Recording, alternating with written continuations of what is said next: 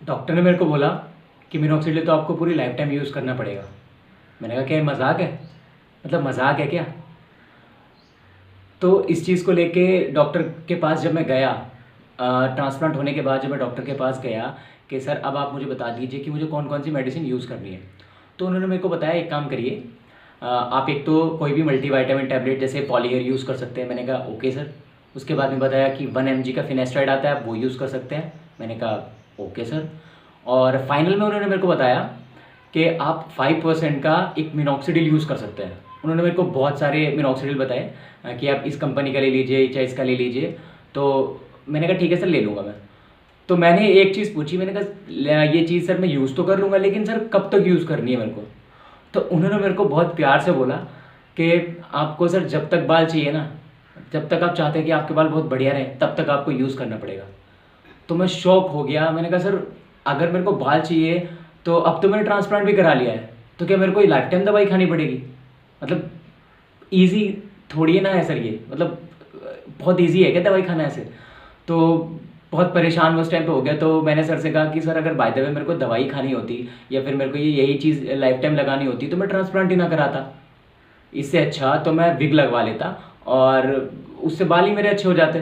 तो डॉक्टर ने मेरे को बोला कि सर विग आप लगवा सकते थे लेकिन विग में एक तो नेचुरल आपका लुक नहीं आ पाता।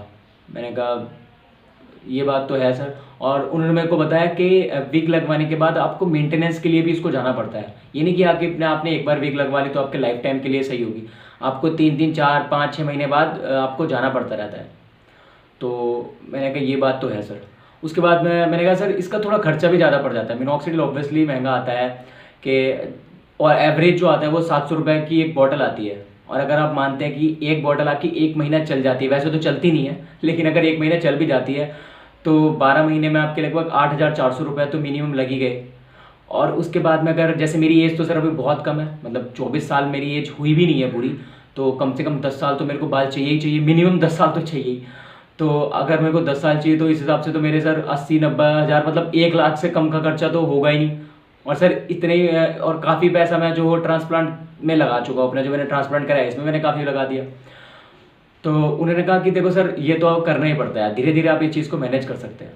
तो एक दूसरा क्वेश्चन जो मैंने किया, मैंने कहा सर आपने 1 mg फिनेस्ट्राइड के बारे में बताया, तो मैंने सुना है सर उसके काफ़ी नेगेटिव इफेक्ट हैं।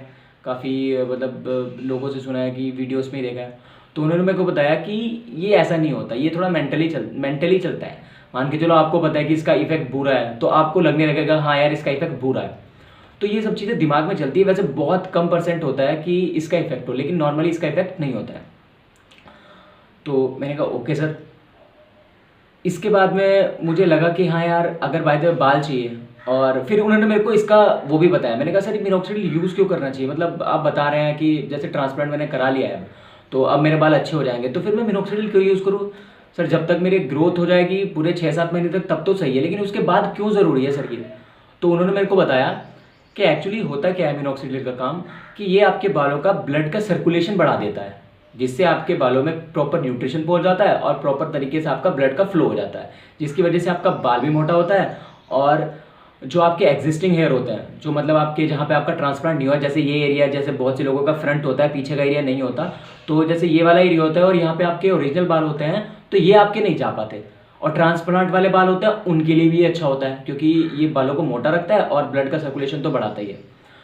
तो फिर मेरे को समझ आया कि हाँ मतलब अगर बाल चाहिए तो ये चीज़ मैं करना तो पड़ेगा ही।